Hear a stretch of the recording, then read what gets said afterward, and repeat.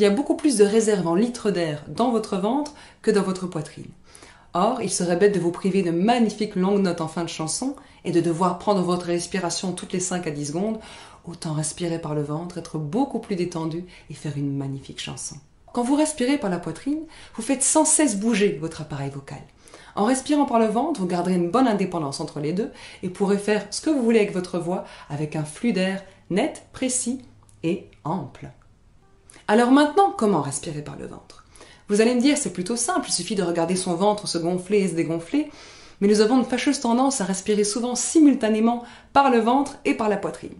Pour éviter cela, mettez-vous face à un miroir et vérifiez que vos épaules ne bougent pas. Quand vous respirez par la poitrine, vos épaules montent et descendent. Quand vous ne respirez que par le ventre, vos épaules ne bougent pas.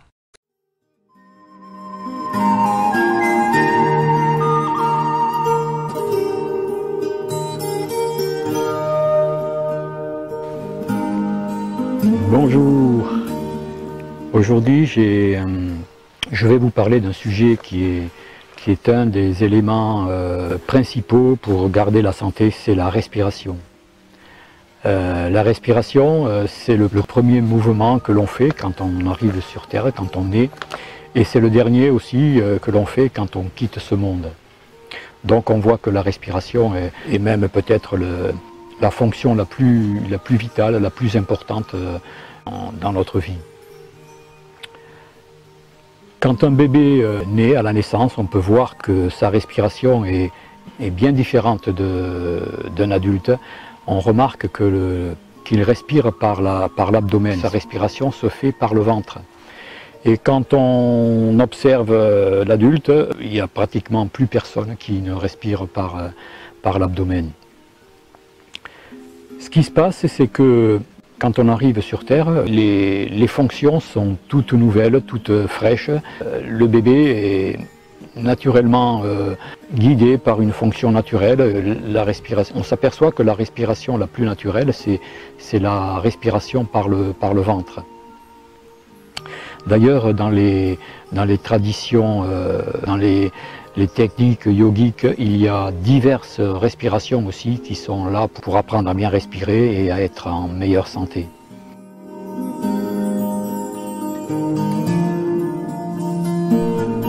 Le diaphragme est un muscle en forme de coupole ou de cloche qui sépare l'abdomen du thorax.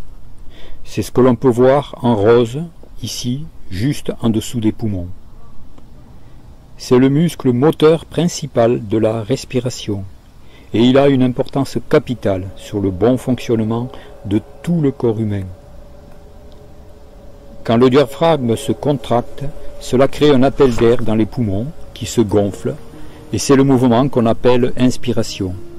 A l'inverse, quand le diaphragme se détend, c'est l'expiration.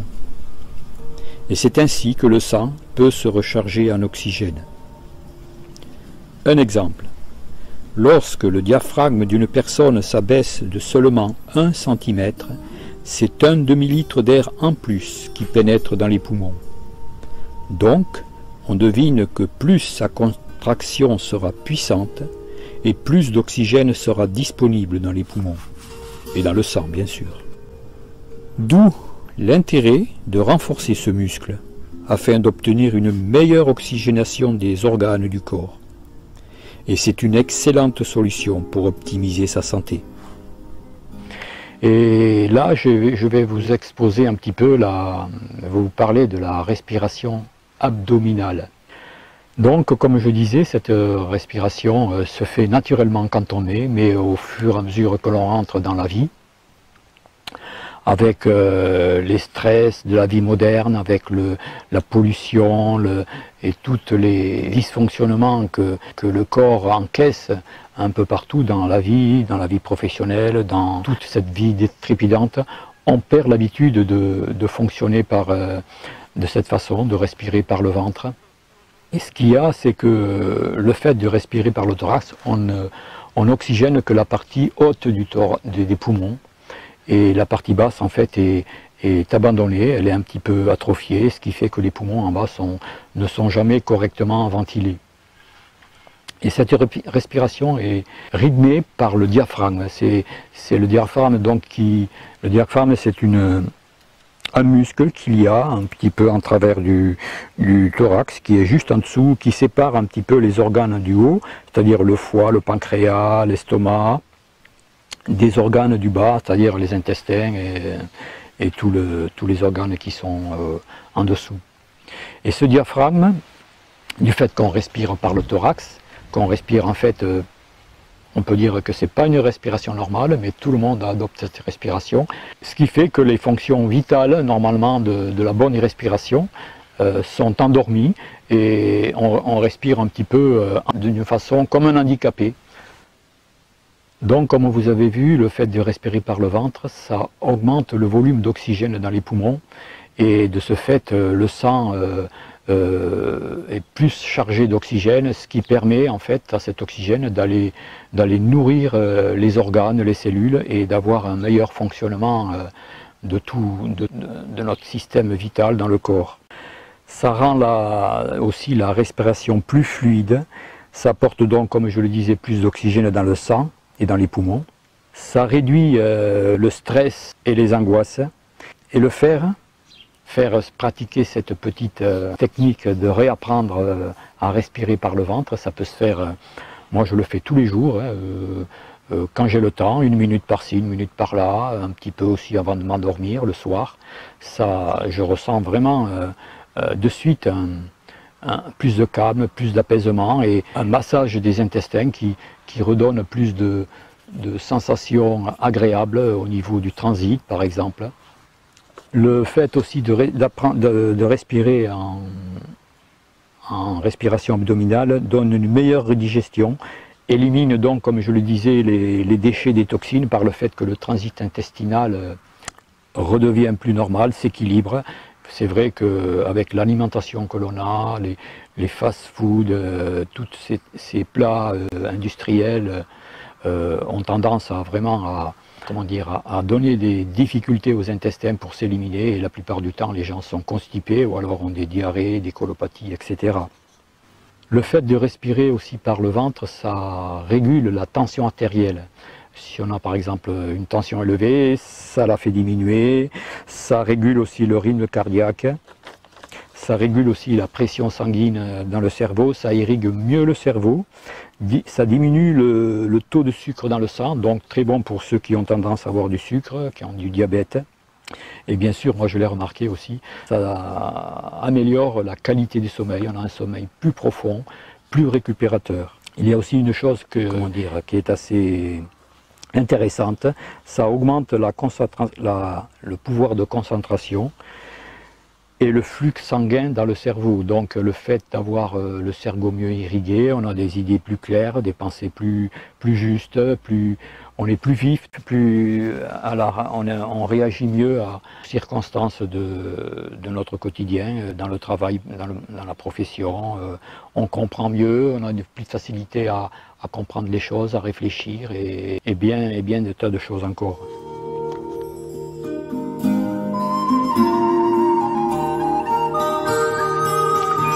Alors avant de vous montrer la respiration par le ventre, je vais faire une petite démonstration de la respiration par le thorax, cette respiration que nous avons tous dans notre vie quotidienne et qui a mis au repos le diaphragme en fait. Cet élément essentiel qui est si utile pour la respiration, en fait nous ne l'utilisons plus. Respiration thoracique.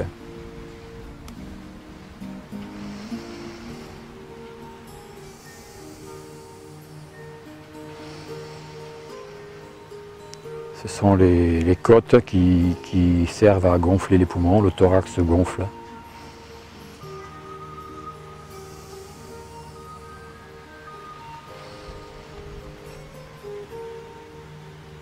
Et bien sûr le ventre ne bouge pas en fait. Le diaphragme est au repos et il n'utilise pas la pleine capacité des poumons. Il n'y a uniquement que la partie haute qui est ventilée.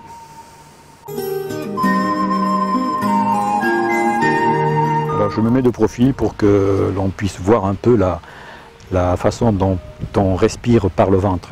Je mets ma main ici simplement pour la vidéo, pour que ça soit plus facile à voir.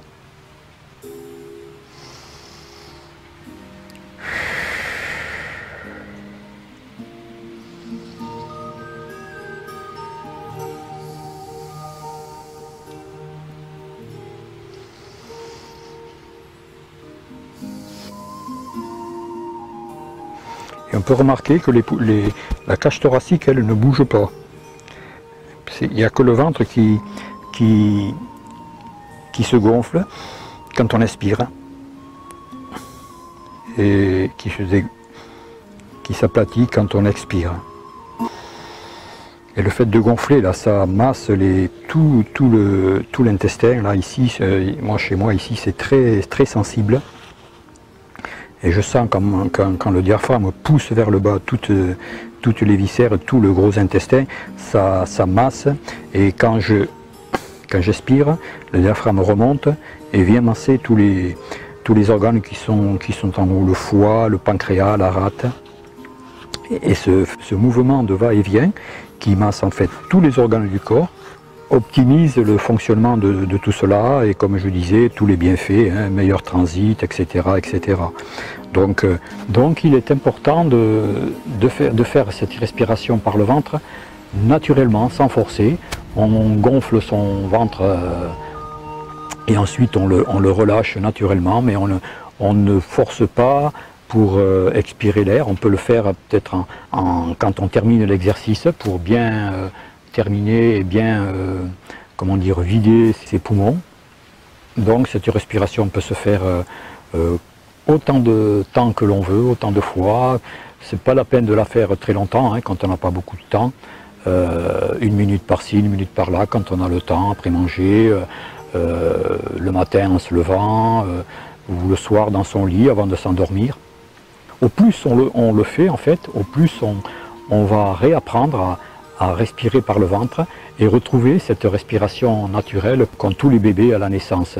C'est la respiration normale que tout le monde devrait avoir, mais malheureusement, dans notre vie moderne qui n'est plus naturelle, on a perdu la nature de tout, on est pratiquement coupé du contact avec la nature, mais bon, on y revient tout doucement, hein. Les gens, on commence à reprendre conscience que c'est vital, que face à tous les gros problèmes de santé qu'il y a, on commence à reprendre conscience qu'il faut retrouver la nature, que nous avons perdu tous les automatismes naturels qui sont la base de la santé. Voilà, je vous laisse. Il y a encore une respiration dont je vous parlerai la prochaine fois, qui est encore bien plus efficace que celle-là, enfin bien plus. C'est pas qu'elle est bien plus, disons qu'elle est beaucoup plus forte, beaucoup plus... Elle booste encore plus l'organisme et je vous en reparlerai dans la prochaine vidéo. Allez, je vous laisse et je vous dis à une prochaine. Au revoir et portez-vous bien.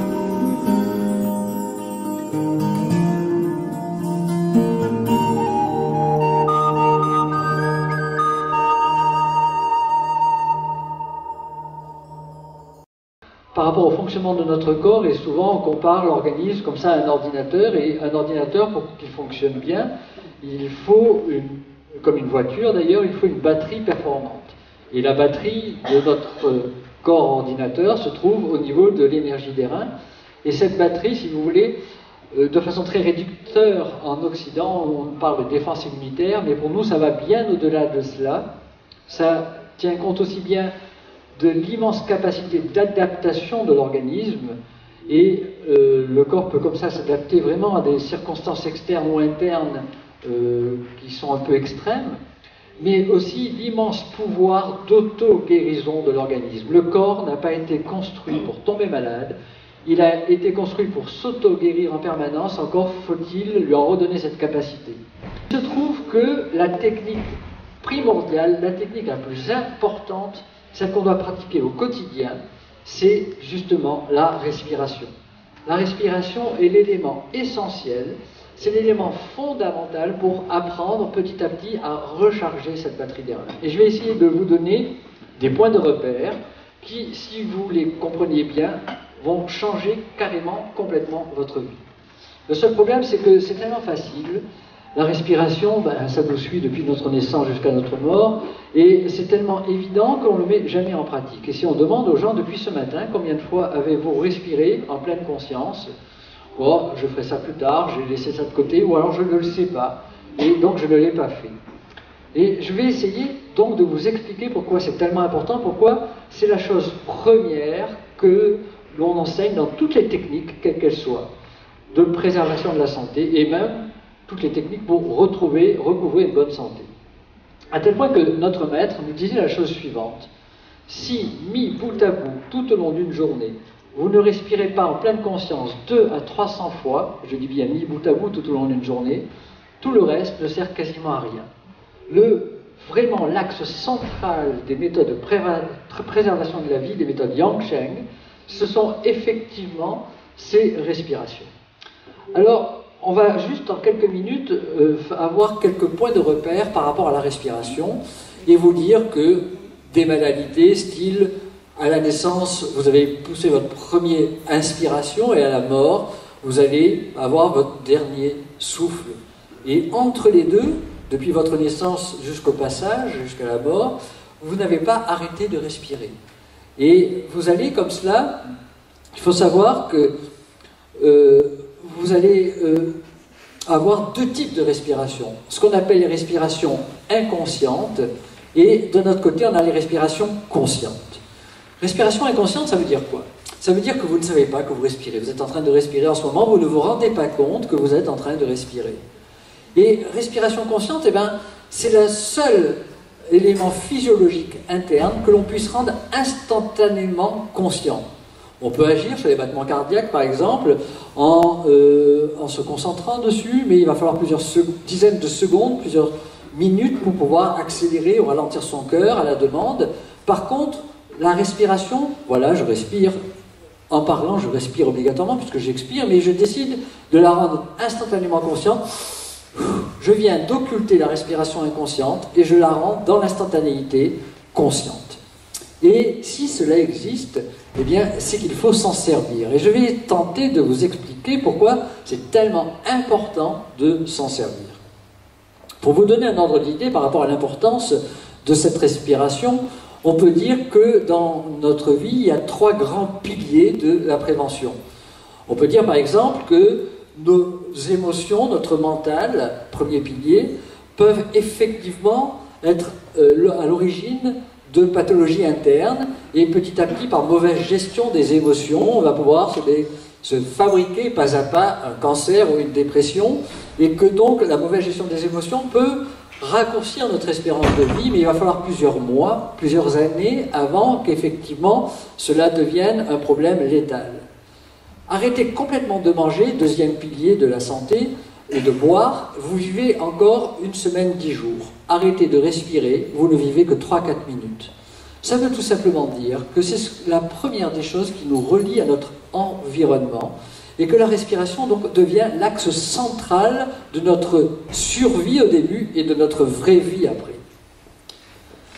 Respiration inconsciente, en 24 heures, vous échangez à peu près, vous respirez comme cela entre 14 et 17 000 fois.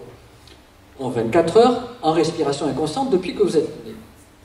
Et si on prend entre l'inspiration et l'expiration, si on voit un peu le volume d'air échangé, on échange en moyenne un demi-litre d'air entre l'inspire et l'expire dans les respirations inconscientes. Par contre, dès que vous êtes soumis au stress, à la fatigue, dès que vous avez des blocages au niveau du foie, que votre diaphragme est bloqué, vous n'échangez plus que 200 à 300 cm3 d'air.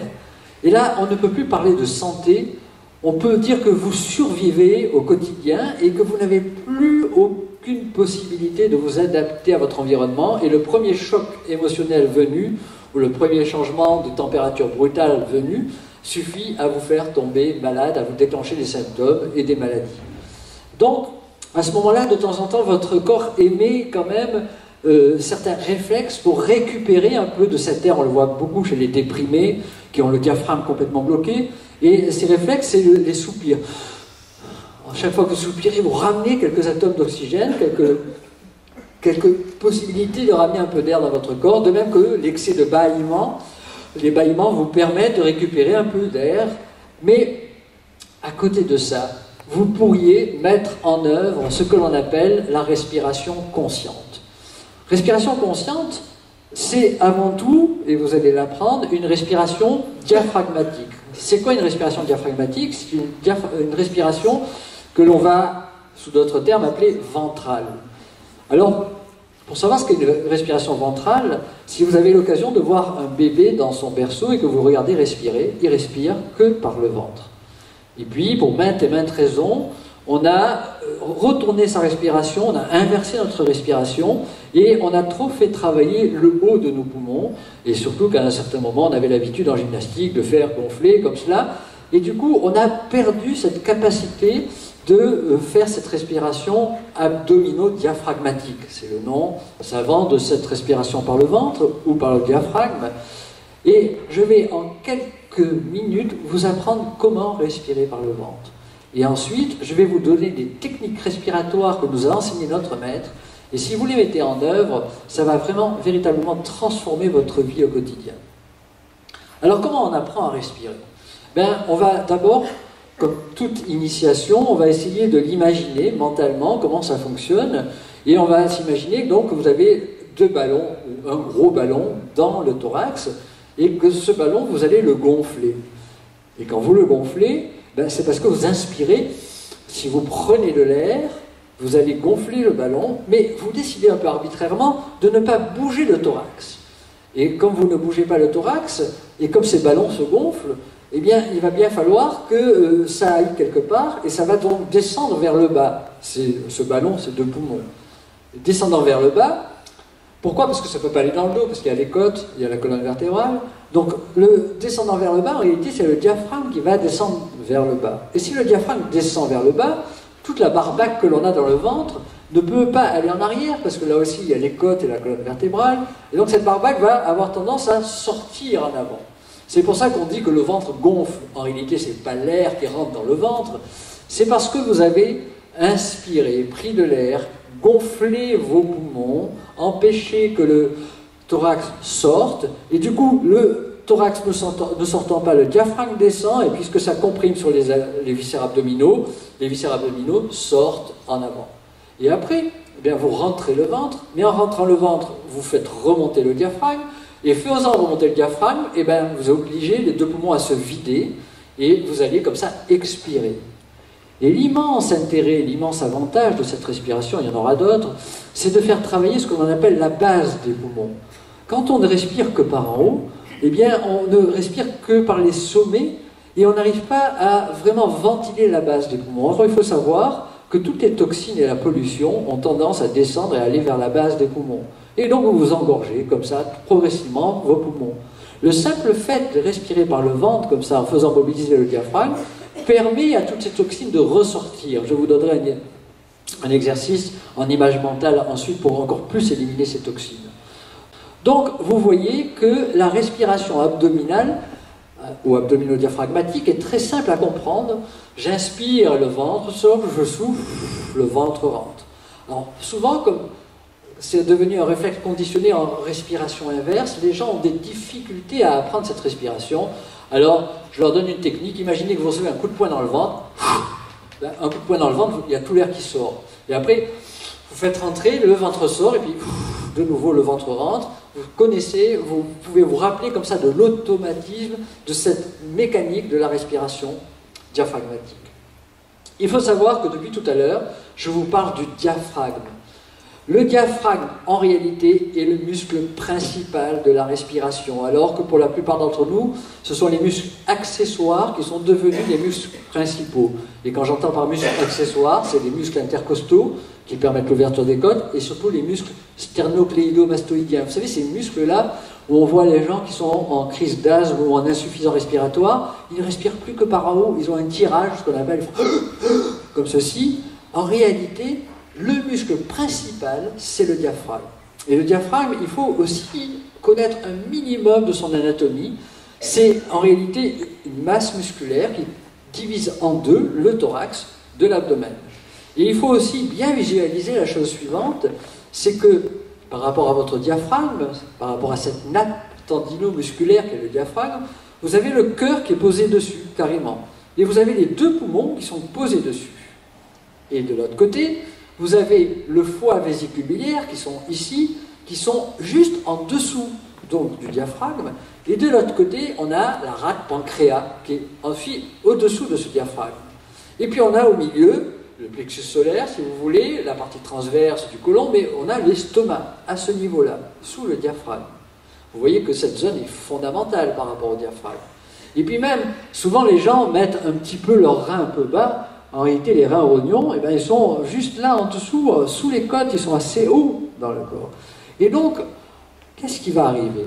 C'est que quand vous allez débloquer et faire travailler votre diaphragme grâce à cette respiration, quand vous allez débloquer ce diaphragme, petit à petit, alors qu'au début il est un peu hypotonique, eh bien, petit à petit, il va pouvoir vraiment bouger et de 15 à 20 cm en montée et descendre dans le thorax et l'abdomen.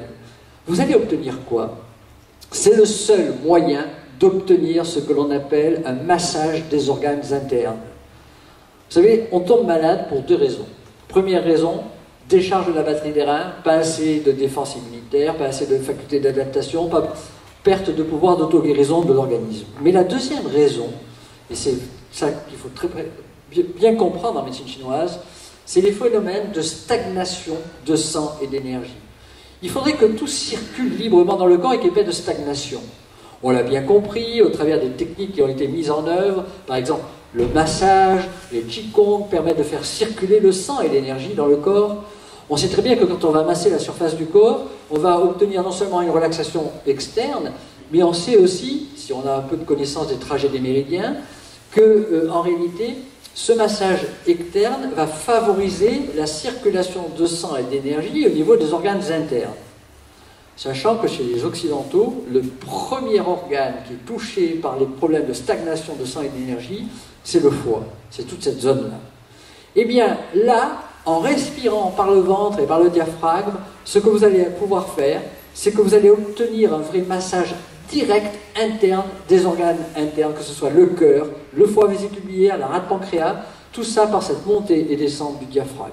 Déjà, si vous avez cela en ligne de mire par rapport à la pratique quotidienne que vous devez faire, vous avez fait un immense progrès, parce que vous allez éviter que des stagnations perdurent, et que ces stagnations génèrent de la chaleur, de la douleur, des transformations de déchets en poison, de l'inflammation, etc., etc., etc. Alors, quand on a donc compris cette visualisation de la respiration, je vais vous donner 3 exercices que nous a enseigné notre maître, qu'on devrait pratiquer au quotidien. Et ces 3 exercices vont agir sur tout un tas de causes réelles de pathologies internes que l'on peut avoir. Alors je vais vous donner 2 exercices qu'on fait quand on est allongé, couché dans son lit, et un exercice que vous allez faire ensuite au long de la journée. Les 2 exercices que vous faites couché, quand on fait l'exercice couché de respiration, en règle générale, on inspire par le nez, mais on souffle par la bouche pour canaliser le souffle. Et donc j'inspire par le nez, et puis je souffle par la bouche. Premier exercice, vous le faites le matin au lever avant de poser un pied par terre. Vous prévenez surtout votre conjoint, parce que s'il vous entend respirer comme ça, il va appeler le SAMU tout de suite, en se demandant si vous n'êtes pas en train de faire une crise cardiaque ou si vous ne débloquez pas un peu. Et donc, parce que cette respiration consiste à être assez violente. Et vous allez faire comme ceci.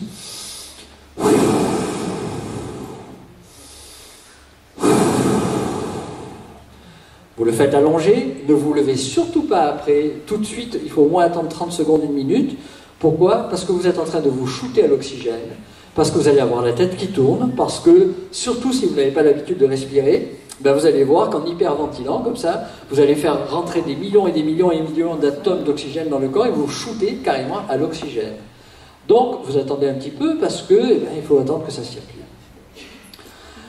On fait 2 séries de 10 respirations comme ça. Et je vais vous donner 3 effets de cette respiration pour vous donner envie de faire cette pratique au quotidien. Premier effet, d'abord, quand on dort, vous savez que le foie, c'est un filtre à sang. Vous savez qu'on a 4-5 litres de sang dans le corps, 5-6 litres, et normalement, le sang, la nuit, retourne un peu vers le système porte et vers le foie, parce qu'on n'en a pas besoin aux extrémités.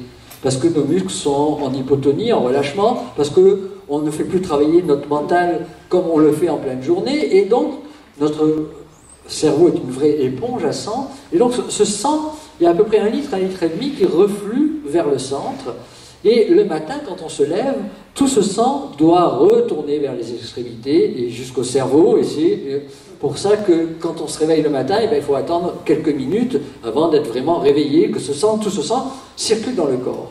Mais dès qu'on est soumis à des blocages et des stagnations, la plupart du temps, entre parenthèses, d'origine émotionnelle, sous l'effet de colère intériorisée, de blocage émotionnel, surtout au niveau du foie, eh bien, ce sang n'a pas la force d'aller jusqu'aux extrémités. Ce qui fait que si on n'y prend pas garde, petit à petit, on va avoir de plus en plus les mains et les pieds froids, parce que le sang n'a pas le pouvoir d'aller jusqu'aux extrémités.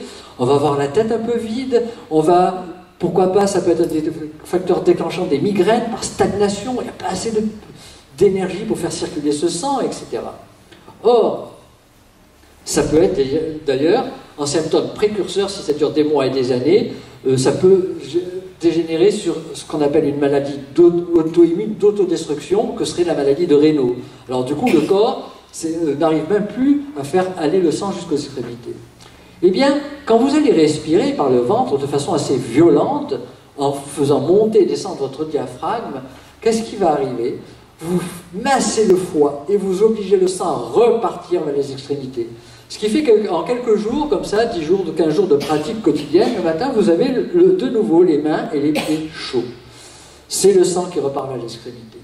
Deuxième effet de cette respiration, vous allez sur le moment, et je ne vous l'ai pas dit encore, dans les respirations inconscientes, je vous disais qu'on échangeait à peu près 500 cm3 d'air. Quand on fait une respiration consciente, abdominale, ou abdomino-diaphragmatique, on va échanger entre 4 et 7000 cm3 d'air. C'est-à-dire 10 fois plus, si ce n'est plus, qu'une respiration inconsciente. Et sur le moment, vous n'avez pas besoin d'autant d'oxygène, et bien du coup, tout cet oxygène supplémentaire va servir à recharger votre batterie des reins. C'est un des moyens les plus naturels, avec le sommeil et la relaxation, pour recharger notre batterie des reins. Et donc, vous voyez que si vous faites ces 2 séries de 10 respirations le matin, vous allez vous booster carrément en oxygène. Eh bien, c'est le meilleur des réveils matins. Faites-en l'expérience. Ça vaut tous les cafés du monde, toutes les douches du monde. Vous allez très très vite retrouver vos esprits, être vraiment en pleine circulation de sang et d'énergie, surtout au niveau du cerveau.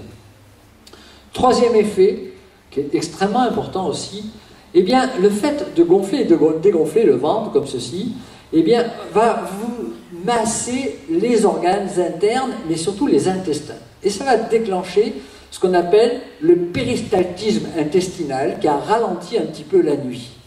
Or, quand il y a vraiment ce déclenchement du péristaltisme intestinal, ça aboutit sur quoi? Ça aboutit à envie d'aller à la selle. Et donc, du coup, il y a une phrase fondamentale en médecine chinoise qui dit que il ne faut pas louper le train. C'est-à-dire que si vous avez envie d'y aller, il faut y aller. Pourquoi je vous dis cela? En réalité, je vous ai dit tout à l'heure que la batterie des reins rechargée à bloc permettait d'augmenter très très fortement l'adaptation à notre environnement. Et notre maître nous expliquait qu'on ne va pas être derrière chaque aliment que l'on mange. On ne va pas analyser chaque aliment et on ne va pas voir s'il y a des pesticides, insecticides. Quand on est en bonne santé, quand notre batterie est rechargée à bloc, notre corps est largement capable de rejeter les poisons par les selles et les urines. C'est son but ultimé, à condition d'aller à la selle le lendemain de la consommation d'un bol alimentaire, c'est-à-dire d'avoir un cycle régulier au niveau des selles.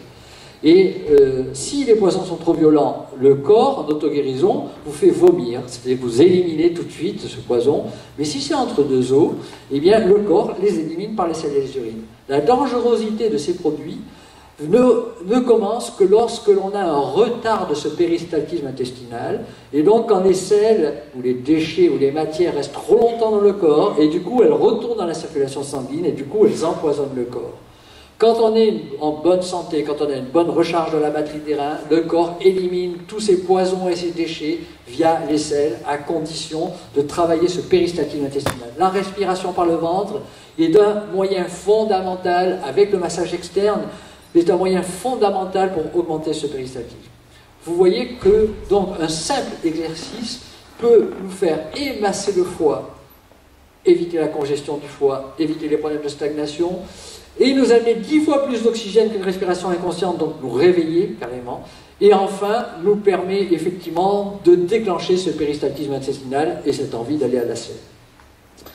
Continuons et voyons un deuxième exercice, et ce deuxième exercice, eh bien, on va le situer le soir, avant de se coucher, ou alors on va le placer dans les périodes d'insomnie. Bon, je sais qu'il n'y a aucun insomniaque ici, je sais qu'effectivement, aucune personne n'a l'insomnie de 3 heures du matin. L'insomnie de 3 heures du matin, c'est une insomnie qui est directement liée au foie, une stagnation de sang et d'énergie au niveau du foie. Et vous apprendrez plus tard que, effectivement, l'horaire qui correspond à l'énergie du foie, c'est en deuxième partie de nuit. Et quand on a un foie très tendu, eh bien, on a tendance à se réveiller en deuxième partie de nuit. Mais voilà. Donc, entre parenthèses, pour cette insomnie-là, eh bien, maintenant vous en avez la connaissance, il ne faut pas lutter contre cette insomnie. Il ne faut pas se mettre en colère contre elle, parce qu'on ne fait qu'augmenter toute la symptomatologie. Il faut se dire, bon, ben, d'abord, on va être positif, chic, j'ai encore 3 heures à rester au lit. Première chose, déjà, vous calmez beaucoup le jeu. Et ensuite, vous dites, ben, je vais en profiter pour faire tel ou tel type de respiration. Et vous allez voir que vous allez retrouver progressivement un endormissement. C'est toujours pareil, la connaissance, quand on arrive à créer, grâce à la connaissance, un surmoi qui nous regarde, qui nous fait comprendre nos symptômes, nous fait diminuer ces symptômes de 80% et on arrive effectivement à ce pouvoir d'auto-régulation et d'auto-guérison de l'organisme. Donc en gros, le soir, avant de vous coucher, au moment où vous êtes dans votre lit, vous allez vous endormir, faites 2 séries de 10 respirations, mais alors à ce moment-là, vous allez laisser l'air pénétrer par vos narines, tranquillement, sans forcer, et après vous allez vous imaginer que vous avez une bougie devant vous avec une flamme, et vous voulez que la flamme ne bouge que pratiquement peu. Et vous faites... Et là, je pourrais le faire pendant 40, 45 secondes, 1 minute, quand vous arrivez bien à canaliser votre souffle. Au début, vous le faites pendant 15 secondes, 20 secondes, 30 secondes, et puis tranquillement, sans forcer, sans arriver au bout, sans arriver à l'apnée, ben, vous faites tranquillement cette respiration-là. Eh bien, je peux vous assurer que, en plus, si sur cette respiration, vous ajoutez une visualisation, ben, la visualisation, ça serait quoi? Vous imaginez que l'air que vous inspirez est une air qui est blanche, immaculée, et qui vient nourrir votre corps. Et l'air que vous allez expirer plus longtemps, beaucoup plus longtemps que ce que vous inspirez, est un air un peu grisâtre. C'est tous les déchets du corps qui s'en vont. Eh bien, on a fait comme cela des observations, on s'est rendu compte que grâce à cette visualisation, on pouvait décupler l'élimination des déchets par l'expiration, surtout à la base de nos poumons. Vous voyez, c'est fondamental, ces histoires de visualisation. C'est l'énergie du mental qui dirige véritablement tous les phénomènes physiques à l'intérieur de notre corps. On y reviendra peut-être un jour sur une prochaine conférence, mais sachez que la visualisation est fondamentale en la matière, et donc vous visualisez un air qui sort. Mais en plus, qu'est-ce que vous êtes en train de faire quand vous pratiquez ce type de respiration? En réalité, une des grandes causes de fatigue que l'on a en Occident, c'est l'excès de pensée. On a notre cerveau qui est en ébullition permanente, et on pense, et on pense, et on pense, et on pense en permanence. Et ça nous empêche de dormir, et ça nous empêche d'avoir un endormissement profond, et de ne pas nous réveiller, effectivement, en deuxième partie de nuit.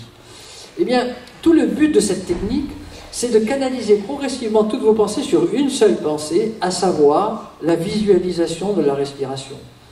C'est un peu comme si vous arrêtiez votre ordinateur central. C'est un peu comme si vous le déconnectiez.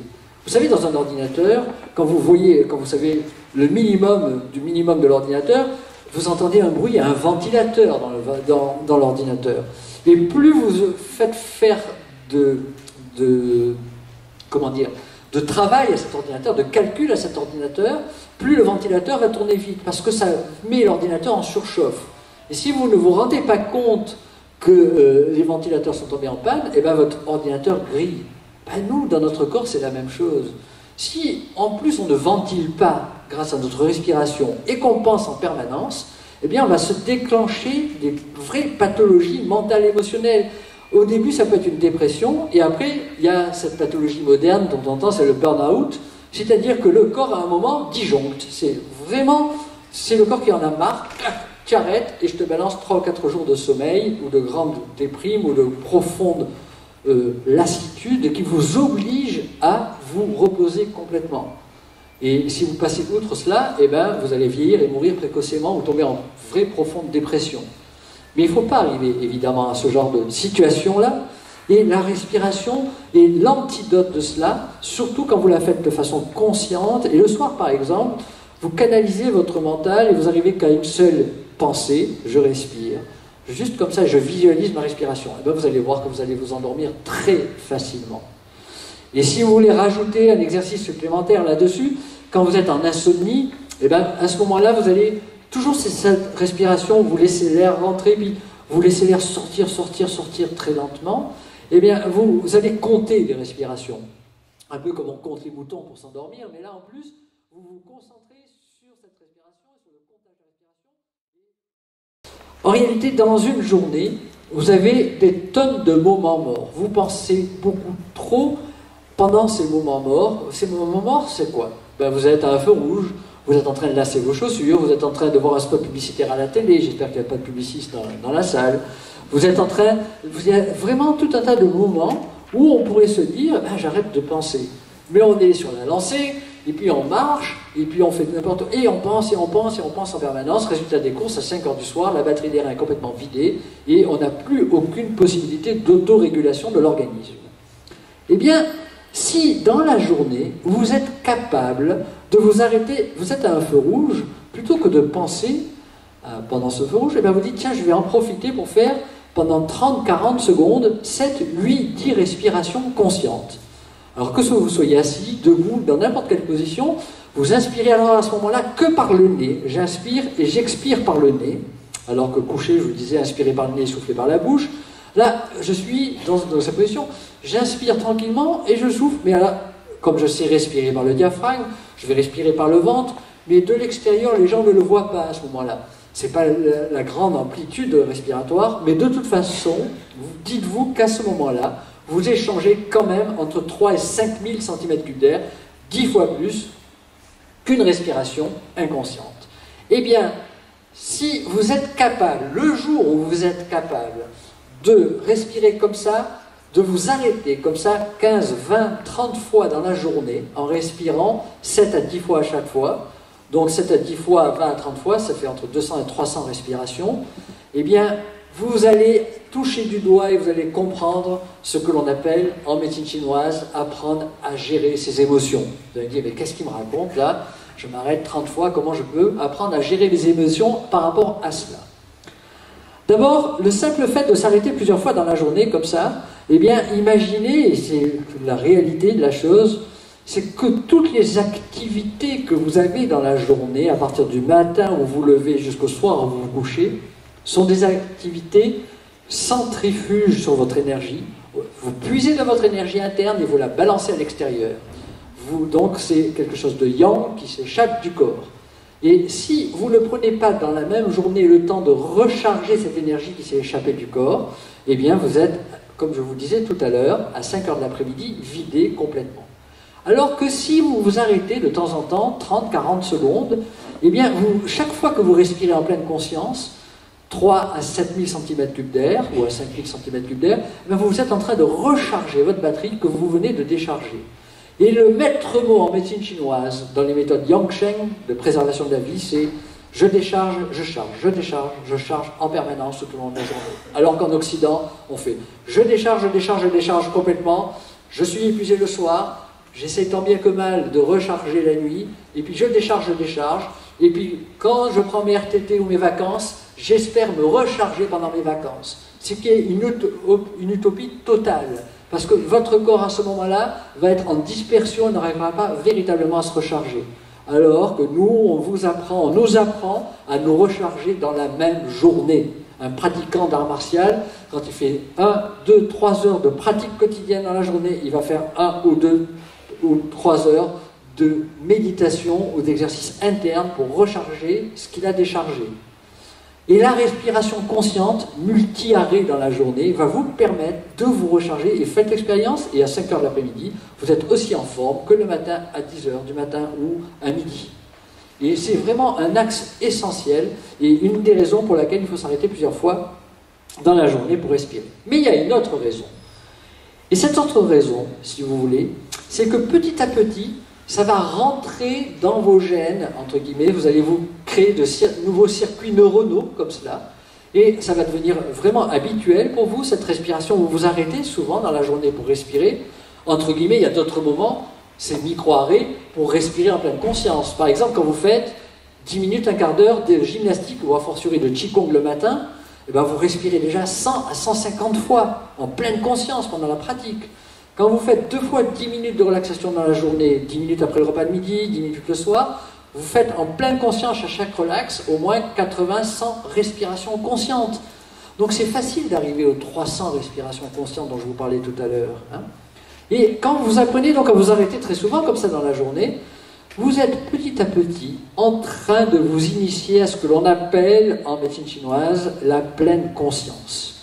La pleine conscience, c'est s'arrêter là, ici et maintenant. La pleine conscience, la définition de notre maître, c'est quand tu pisses, tu sais que tu pisses. Quand tu bois, tu sais que tu bois. Et tu ne penses pas à 1000 autres choses en même temps. Et donc, petit à petit, comme ça, vous agissez en pleine conscience permanente. Alors, on peut l'apprendre, cette pleine conscience, grâce à la méditation, par exemple. Mais la pleine conscience des méditants n'est pas la même pleine conscience de ce que je suis en train de vous en parler là. La pleine conscience des méditants, des vrais méditants, c'est d'arriver à une non-pensée totale. Et qui dit non-pensée totale dit non-temps. Bon, c'est un peu compliqué cela, en même temps on peut le visualiser. On peut dire que le temps n'existe que parce qu'il y a les deux opposés yin-yang, et les deux opposés yin-yang c'est le passé et l'avenir. Parce qu'il y a un passé, parce qu'il y a un avenir, il y a le temps entre les deux, ce qui nous explique d'ailleurs la relativité du temps. Un temps peut passer très vite ou très lentement. Et à partir de là, on pourrait dire que la pleine conscience, c'est de raccourcir ce temps, et on est là. Mais le problème de la pleine conscience, c'est que ça vient de passer aussi, c'est aussi du temps. Alors les neurobiologistes ont essayé d'expliquer la chose, et de dire qu'on pense en permanence, sauf qu'entre deux pensées, il y a quelques millisecondes où on ne pense pas, où il n'y a rien, c'est le vide. Et les méditants essayent d'éloigner progressivement ces deux pensées, et d'écarter, d'arriver à cette non-pensée. On pourrait appeler ça l'éveil, on pourrait appeler ça plein de choses, mais pour nous, avant d'y arriver, il en faut des générations et des générations de réincarnation, ou alors d'hérédité, ou alors de pratiques quotidiennes avec des maîtres et plusieurs heures par jour. Quand on parle de santé et de préservation de la santé au quotidien, quand on parle de pleine conscience, c'est « je suis là et je pense qu'à une seule chose ». Et j'arrête de penser à 1 million de choses en même temps. Et la respiration consciente nous permet effectivement d'arriver à cette chose-là. Et alors, la finalité de cela, quand je vous dis que grâce à cela, grâce à cette pleine conscience, vous allez pouvoir apprendre à gérer vos émotions, c'est qu'il va se produire la chose suivante. Vous savez qu'une émotion, elle n'existe que lorsque vous naissez et elle disparaît à la naissance. Et que les émotions, chaque famille d'émotions est directement liée au fonctionnement de chaque organe. Et qu'on peut considérer que dans une émotion, quelle que soit, vous prenez la colère, la tristesse, la peur, l'angoisse, la joie, la réminiscence, parce que ça c'est le passé, eh bien, vous en êtes l'écrivain, le chef d'orchestre, le réalisateur et l'acteur de cette émotion. Et qu'il y a toujours des liens de causalité, et il y a toujours une augmentation de cette émotion. Mais au départ, il y a toujours la première image. Avant de se mettre très en colère, il y a eu une première image, un premier effet. La pleine conscience nous permet de nous arrêter à la première image. Et c'est en ce sens-là qu'on apprend à gérer nos émotions. À faire que dans une discussion familiale, on ne dise pas merde à quelqu'un proche de sa famille, et quand le merde est balancé, c'est définitif, il est balancé à vie, alors que là, vous êtes en plein contrôle, et vous vous arrêtez à la pleine conscience de cette première image. Il n'est pas question de devenir des êtres émotionnels, sans émotion, puisque les émotions sont starter et un peu le mode de fonctionnement de nos organes. Par contre, il ne faut pas qu'une émotion soit trop violente de ce coup ou qu'une émotion soit toujours en permanence au-dessus des autres. Et on a des antidotes comme ça émotionnels en médecine chinoise, et ne serait-ce que le sourire permanent, le rire, etc. Et on peut agir comme cela. Mais c'est la pleine conscience qui nous permet vraiment de gérer nos émotions. Et cette pleine conscience, vous allez l'apprendre grâce à la respiration, grâce à ces arrêts multi-fréquents dans la journée, 20, 30 fois, où vous arrêtez pendant 30, 40 secondes, en pleine conscience. Ça va tellement rentrer en vous, tellement être ancré en vous, que vous allez effectivement obtenir ce résultat-là. Je vais maintenant vous faire deux conclusions fondamentales par rapport à cette conférence qui vont vous faire comprendre pourquoi il est tellement fondamental d'apprendre à respirer. D'abord, dans tout acte de changement, quel qu'il soit, puisque vous pressentez que la respiration, eh bien, c'est vraiment quelque chose d'important, et on va passer par 4 étapes différentes. Et ces 4 étapes, eh bien, on pourrait dire qu'au départ, il y a une incompétence inconsciente. Après, il y a une incompétence consciente. Après, il y a une compétence consciente et une compétence inconsciente. Ça veut dire quoi? Ça veut dire qu'au début, eh bien, vous n'aviez aucune notion de ce qu'était la respiration, pourquoi il faut respirer comme cela, et ce que pouvait amener en nous notre respiration. Donc vous étiez en pleine incompétence inconsciente. Inconsciente dans le sens où vous ne saviez pas, vous ne pouvez pas l'inventer, puisque personne ne vous l'a enseigné. Et puis après, on passe dans la phase incompétence consciente. C'est-à-dire que c'est ce que vous êtes en train de faire là, vous savez que ça existe, mais donc vous êtes encore incompétent parce que vous ne l'avez pas mis en œuvre, mais vous êtes dans cette incompétence consciente. C'est une étape un peu dangereuse, parce que si vous remettez à demain, après-demain, et puis vous savez que ça existe, et ça risque de vous culpabiliser ensuite. Vous dire, oui, mais je sais que je devrais mettre ça en œuvre, et je ne le mets pas en œuvre, et j'ai des difficultés de passage à l'acte, etc. Si quelqu'un vous aide, ou si vous êtes capable, vous, de décider de le mettre en œuvre, vous allez passer dans la phase de compétence consciente. La compétence consciente, c'est la répétition, répétition, répétition permanente et quotidienne de tous ces exercices qui vont faire que petit à petit, vous allez construire comme ça de nouveaux circuits neuronaux dans votre tête.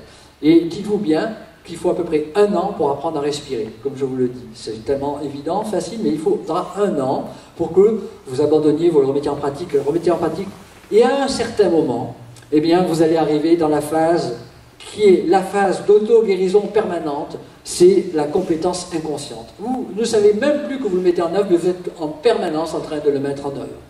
Et là, vous avez fait le vrai travail de l'initiation, qui est donc de passer par toutes ces étapes-là.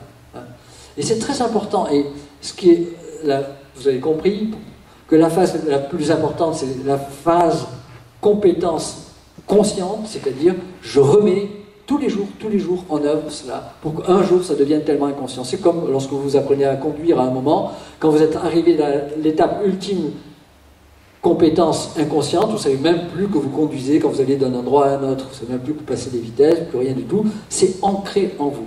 Eh bien la respiration, comme la conscience de l'instant présent, doit devenir vraiment petit à petit compétence inconsciente, mais ça ne peut se faire que par la répétition permanente. Enfin, conclusion, je voudrais vous faire comprendre et toucher du doigt un des éléments suivants. J'ai écrit un livre qui est en réédition en ce moment, qui s'appelle Le grand jeu de la vie, et j'avais un peu comparé la vie à 2 falaises, une première falaise, qui est avant la naissance, et la deuxième falaise, c'est la mort, et j'avais tendu un câble entre les 2 falaises, qui est pour nous la bonne définition de la santé en médecine chinoise, qui est un équilibre précaire entre 2 forces opposées yin-yang, et dès qu'il y a déséquilibre, eh bien, il va y avoir apparition de symptômes, signaux d'alarme. On a à peu près comme ça 950 symptômes, signaux d'alarme. Ça peut être une douleur cervicale, ça peut être une petite insomnie, ça peut être une douleur au niveau de la tête, ça peut être n'importe quel symptôme comme cela. Et ce n'est que des symptômes, signaux d'alarme balancés par l'organisme. Vous êtes sur ce câble, et vous êtes donc un funambule sur ce câble, et comme tout funambule, vous avez le droit à un balancier. Et le balancier, eh bien, ce sont toutes les méthodes Yang-Sheng que vous allez apprendre petit à petit. Plus vous mettez de ces méthodes en œuvre au quotidien, et qui, je vous assure, n'amputent pas obligatoirement sur toute votre journée de travail, puisque vous pouvez les intégrer dans votre journée de travail, eh bien, plus vous avez ce balancier important et grand, plus vous tenez en équilibre sur votre câble et votre corps s'autorégule en permanence. Il y a une autre possibilité de conserver cet équilibre sur le câble, c'est de travailler au niveau de la spiritualité, de se créer un fil, un câble invisible qui nous relie au ciel. On pourrait dire que les saints, quels qu'ils soient, eh bien, ont que ce câble qui les tient sur le câble de vie, et c'est pour ça qu'ils sont ventripotents, on ne voit pas. Alors que nous, on n'est pas des saints, on a besoin des deux, c'est-à-dire qu'on a besoin de ce câble invisible qui nous retient sur le câble de vie et de ce balancier. Vous êtes sur le câble, vous êtes avec un grand balancier, vous ne pouvez pas tomber malade. Vous êtes avec un balancier un peu faible, et de temps en temps vous avez des déséquilibres, et donc de temps en temps vous avez des symptômes, signaux d'alarme. Vous avez la connaissance, par tout ce que vous suivez, comme lecture ou comme conférence, et vous devenez spectateur de ce symptôme, vous n'en avez pas peur, et vous savez ce qu'il faut mettre en œuvre pour que, hop, une fois mis en œuvre, le symptôme, comme signal d'alarme, disparaît. Mais vous n'avez pas la connaissance, vous laissez faire progressivement ce symptôme perdurer. Et ces symptômes vont se réunir entre eux jusqu'à être extrêmement déséquilibrés sur son câble. Et à ce moment-là, c'est une pathologie qui apparaît. Et cette pathologie, elle peut être ou une fragilisation à la pénétration des agents externes, mais surtout pour nous occidentaux, une pathologie interne, quelle qu'elle soit, que ce soit le diabète, que ce soit les rhumatismes, que ce soit l'hypertension artérielle, les cardiopathies, les cancers, les dépressions, les maladies mentales émotionnelles, toutes ces pathologies que l'on appelle internes sont en réalité, et on peut totalement le concevoir, des maladies auto-immunes, des maladies d'autodestruction. C'est un peu comme si le corps en faisait trop vite. Vous prenez un rhumatisme, vous avez des millions de globules blancs qui arrivent à cet endroit-là, plus il y a de ces globules blancs, plus ça auto-entretient le foyer inflammatoire, et plus vous avez une destruction osseuse, et ainsi de suite. Il faut casser ce cercle vicieux. Le corps en fait trop. Si vous comprenez ce qu'est un cancer, c'est la même chose. Si vous comprenez l'autodestruction amenée par ces maladies internes générées par la mauvaise gestion des émotions, c'est exactement la même chose. Et donc, vous êtes en autodéséquilibre très important sur le câble. Un praticien, qu'est-ce qu'il fait? Il ne guérit pas la personne. Qu'est-ce qu'il va faire? Il va recharger votre batterie des reins, il va faire ce qu'il faut pour enlever les stagnations de sang et d'énergie, et il va redonner au corps la capacité de s'auto-guérir. Et du coup, on ne guérit pas, on redonne la capacité au corps du patient de s'auto-guérir. Et ça, c'est fondamental, cette vision. Et d'autodestruction, on va passer à l'auto-guérison de nouveau. Et votre corps va retrouver son équilibre sur le câble. Or, quand vous méditez et que vous vous concentrez sur la respiration, vous allez vous rendre compte qu'en réalité, c'est pour ça que la respiration dans le coffret a été mise en premier, c'est le premier élément moteur pour apprendre à recharger directement sa batterie des reins et pour apprendre à retrouver son équilibre sur son câble de vie. Et c'est pour ça qu'un praticien, quel qu'il soit, doit à la première séance ou à la deuxième séance où vous le voyez, vous apprendre à respirer et à débloquer votre diaphragme. S'il ne le fait pas, il est passé à côté de plein de choses par rapport à ce pouvoir d'auto-guérison à votre organisme. Or, il se trouve que la respiration, une fois qu'on sait la faire, c'est gratuit, c'est facile à prendre, facile à mettre en œuvre, on ne peut pas la monnayer, et c'est pour ça que la plupart du temps, on la laisse de côté. Donc, fondamental, comprenez que si, en sortant d'ici, vous vous mettez à respirer le plus souvent en pleine conscience, très rapidement, vous allez totalement changer par rapport à tout ce qui est déséquilibre interne dans votre corps. On m'a fait signe que j'avais terminé cette conférence. Je vous remercie beaucoup pour votre écoute et tout cela. Merci pour votre écoute et à bientôt.